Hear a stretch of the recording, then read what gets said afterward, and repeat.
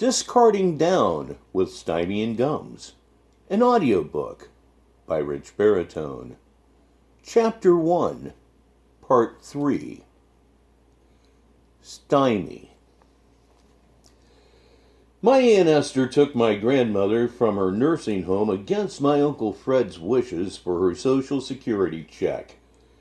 My grandmother died sitting in a chair at her house, and no one even noticed for 2 days. Yes, we're that stupid. And nose blind. Aunt Esther lived in Pixley and considered herself a raving lunatic. When we went to her house, the toilet didn't work, the roof was half caved in, and there was a big hole in the bedroom floor. I had never seen such luxury. Her brother was mentally handicapped. He drank a fleet enema when he was little, and it rotted his mind. She only kept him for his disability check.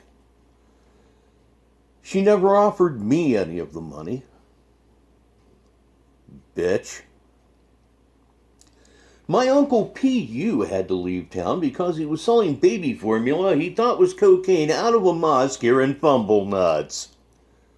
I just thought I'd throw that in. I was never okay with any of my family's schemes, primarily because they refused to include me in them.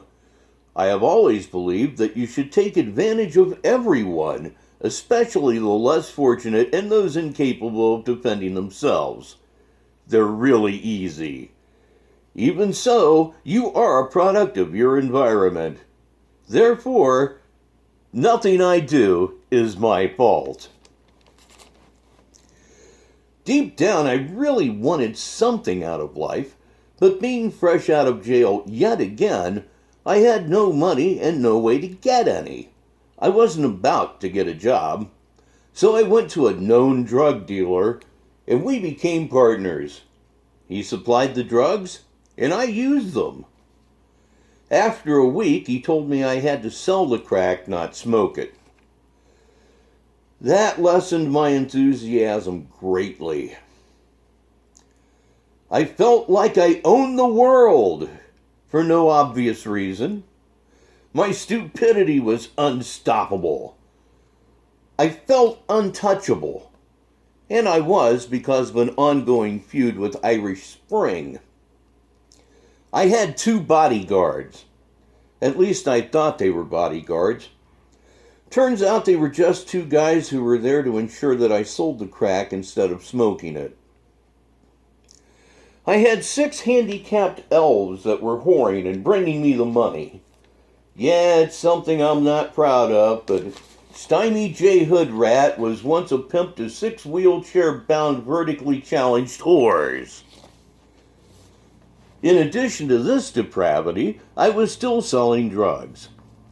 If any such thing exists, I considered myself a compassionate pusher. I would take women into my home, drug them, then dress like Bill Cosby and violate them with pudding pops. I would trade crack for blowjobs. I would trade heroin for anal. I'm one hell of a guy. I started a relationship with one of my rollers, as I like to call them. But we never got along because the other elves were jealous and I kept getting my foot caught in the spokes of her wheelchair. One day we were going down the road and she asked me for some Vagisil. I refused. She knew I'd given some to the other dwarves, so she got mad, grabbed the handlebars, and wrecked the mobility scooter. One day she got really mad and rolled over to the DA's office to accuse me of cutting the tags off of pillows at a local Walmart.